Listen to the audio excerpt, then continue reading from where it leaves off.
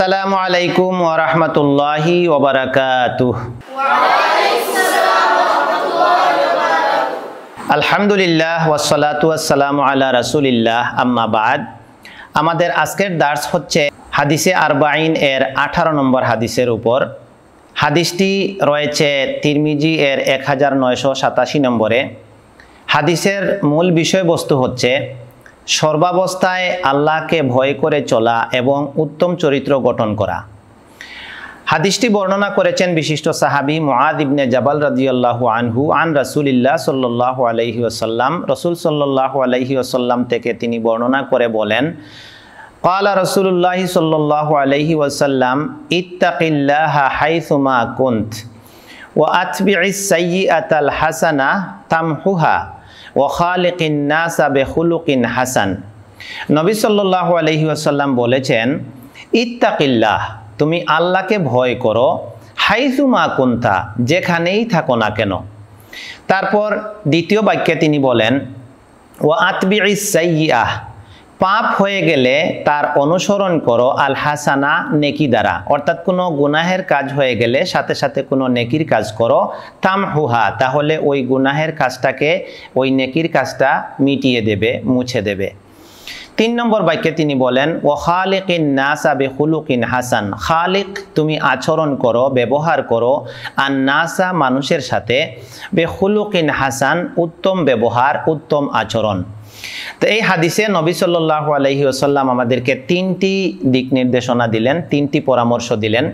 প্রথম কথা হচ্ছে যে কোনো অবস্থায়, যে কোনো জায়গায় থাকো, আল্লাহকে ভয় করে চলো। 2 নম্বর কথা হচ্ছে যে কোনো গুনাহ হয়ে গেলে সাথে সাথে একটি নেকির কাজ করে নাও, যাতে ওই গুনাহটা মিটে যায়। 3 নম্বর বাক্য তিনি বললেন, মানুষের সাথে উত্তম আচরণ করো, সৎ ব্যবহার করো। এই হাদিসটি খুবই গুরুত্বপূর্ণ একটি হাদিস। কালা ইবনে হাজার রাহিমাহুল্লাহ বলেন, হাযাল হাদিসু জামিউন লিসাইরিল আহকামিশ শারঈয়্যাহ, ইসলামী শরিয়ার যাবতীয় আহকাম বা বিধানকে এই হাদিসটি অন্তর্ভুক্ত করে। সুবহানাল্লাহ। কেন? এই হাদিসটি একদিকে যাবতীয় আল্লাহর হক, অন্যদিকে যাবতীয় বান্দার হককে অন্তর্ভুক্ত করে। আল্লাহকে ভয় করে চলার মধ্যে আল্লাহর যাবতীয় হকের বিবরণ এসে গেছে, এবং মানুষের সাথে উত্তম আচরণ করার মধ্যে মানুষের যাবতীয় হকের বিবরণ এসে গেছে। প্রথম কথা হচ্ছে আল্লাহর হক বিষয়ে। এ ব্যাপারে বলা হয়েছে যে সর্বাবস্থায় আল্লাহকে ভয় করা। তার কারণ হলো, একজন বান্দা সবসময় সে আল্লাহর দৃষ্টির সামনেই থাকে, আল্লাহকে আড়াল করে কোথাও লুকিয়ে যাওয়ার তার সুযোগ থাকে না। আমরা দেখি আল্লাহ সুবহানাহু ওয়া তাআলা বলেন, মা ইয়াকুনু মিন নাজওয়া সালাসাতিন ইল্লা হুয়া রাবিউহুম, যে মানুষ 3 জন কোনো কানাকানি করলে আল্লাহ সুবহানাহু ওয়া তাআলা তার মধ্যে 4র্থ জন হন। অর্থাৎ মানুষের যাবতীয় গতিবিধি, তাদের আচরণ, কথাবার্তা, অবস্থান, সব কিছু আল্লাহ সুবহানাহু ওয়া তাআলার পর্যবেক্ষণে থাকে। একজন মানুষ সে যে কোনো সময় যেখানেই থাকুক, প্রকাশ্যে গোপনে সে যা কিছুই করুক, সে রাস্তায় থাকুক, পার্কে থাকুক, বাজারে থাকুক, বাড়িতে থাকুক, মসজিদে থাকুক, যেখানেই থাকুক, সব কিছু আল্লাহ সুবহানাহু ওয়া তাআলার নজরে থাকে। এই জন্য কোনো মানুষ যদি সর্বাবস্থায়, প্রকাশ্যে অপ্রকাশ্যে, গোপনে, যে কোনো জায়গায় আল্লাহকে ভয় করে চলতে পারে, তাহলে তার চরিত্র উত্তম পর্যায়ে পৌঁছে যায়। আর এই তাকওয়া কি জিনিস? এই তাকওয়া হচ্ছে ফিইলু মা আওজাবাল্লাহ ওয়া তারকু মা নাহা আনহু। আল্লাহ সুবহানাহু ওয়া তাআলার যত আদেশ আছে সেগুলো বাস্তবায়ন করা, এবং যত নিষেধ আছে সেগুলো থেকে পুরোপুরি দূরে থাকা। এই তাকওয়া এমন এক জিনিস যে যদি কোনো মানুষ এই গুণটা অর্জন করতে পারে যে সে আল্লাহর নিষিদ্ধ কাজে জড়ায় না এবং আল্লাহর আদেশগুলি যথাসম্ভব সে বাস্তবায়ন করে, এইভাবে সে যদি মুত্তাকি হয়ে যায়, তাহলে এই তাকওয়ার মাধ্যমে তার কি ফলাফল অর্জিত হবে? সামারাতুত তাকওয়া কাসীরা, তাকওয়ার ফায়দা বা ফলাফল অনেক বেশি। এখানে আমরা খুব সংক্ষেপে একটা সূরার 4টি আয়াতের মধ্যে আল্লাহ সুবহানাহু ওয়া তাআলা তাকওয়ার 5টি পুরস্কারের কথা বলেছেন। সূরা আত-তালাকের 2 থেকে 5 আয়াতে। এই 5টি পুরস্কার এমন পুরস্কার যে এই জিনিসগুলা যে বান্দা পেয়ে যায় তার আর কিছুই লাগে বলে মনে হয় না।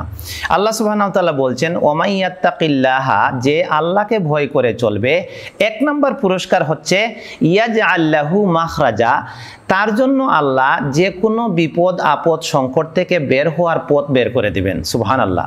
2 নম্বর পুরস্কার হচ্ছে ওয়ারযুকহু মিন হাইসু লা ইয়াহতাসিব, তার রিজিকের ব্যবস্থা এমনভাবে করে দিবেন যে বান্দা কল্পনাও করতে পারেনি, আহারে এত রিজিকের ব্যবস্থা কিভাবে হলো, এইভাবে আল্লাহ তার রিজিক দিবেন। আল্লাহু আকবার।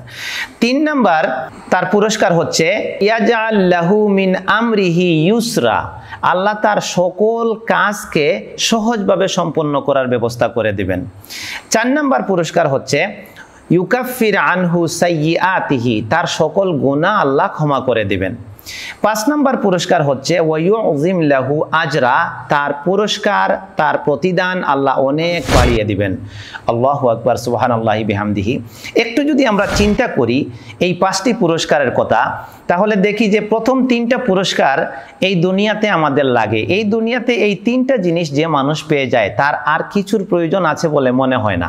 আর পরবর্তী 2টা পুরস্কার যদি কোনো মানুষ আখিরাতে পেয়ে যায় তাহলে তার জন্য জান্নাত নিশ্চিত। প্রথম 3টা পুরস্কারে আল্লাহ যে বললেন তার যে কোনো আপদে বিপদে তাকে বের হওয়ার পথ করে দিবেন, তার রিজিকের ব্যবস্থা করে দিবেন, তার সকল কাজকে তিনি সহজ করে দিবেন। এই দুনিয়াতে একজন মানুষ এই কয়েকটা জিনিস পেলে আর তার কি লাগে? তারপর আখিরাতে যদি একজন মানুষের গুনাহ ক্ষমা হয়ে যায়, তার পুরস্কার বড় হয়ে যায়, তাহলে সে তো আর জান্নাতি না হয়ে পারে না। সুবহানাল্লাহ। তাহলে আল্লাহ সুবহানাহু ওয়া তাআলার এই পুরস্কারগুলো নেওয়ার জন্য আমরা প্রকাশ্যে অপ্রকাশ্যে আমরা যেখানেই থাকি না কেন যে কোনো অবস্থায় সব সময় আল্লাহকে ভয় করে চলবো, অর্থাৎ সর্বাবস্থায় আমি পাপ থেকে দূরে থাকবো, আল্লাহর নির্দেশ পালন করব। দ্বিতীয় যে বিষয়টি হাদিসে বলা হয়েছে, নবী সাল্লাল্লাহু আলাইহি ওয়াসাল্লাম বলেছেন যে কোনো গুনার কাজ হয়ে গেলে তুমি একটি নেকির কাজ করো, তাহলে ওই নেকিটা গুনাহকে মিটিয়ে দিবে।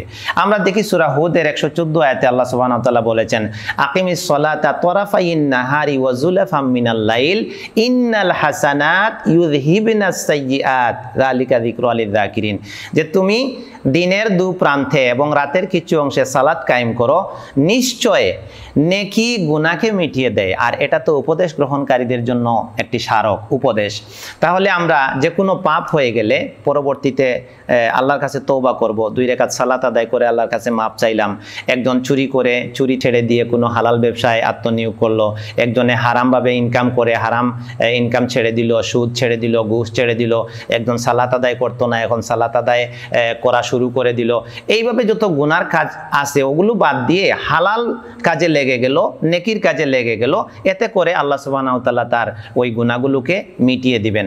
3 নম্বর নবী সাল্লাল্লাহু আলাইহি ওয়াসাল্লাম যে পরামর্শ দিলেন খালিকিন নাস বিখুলুকিন হাসান, মানুষের সাথে উত্তম আচরণ করো, এটা এমন একটা নেকির কাজ। সহিহ ইবনে হিব্বানের 481 নম্বর হাদিসে এসেছে আসকালু শাইইন ফিল মিজান আল খুলুকুল হাসান, মিজানের পাল্লায় সবচেয়ে ভারী আমল হচ্ছে উত্তম আচরণ, উত্তম চরিত্র। সুবহানাল্লাহ।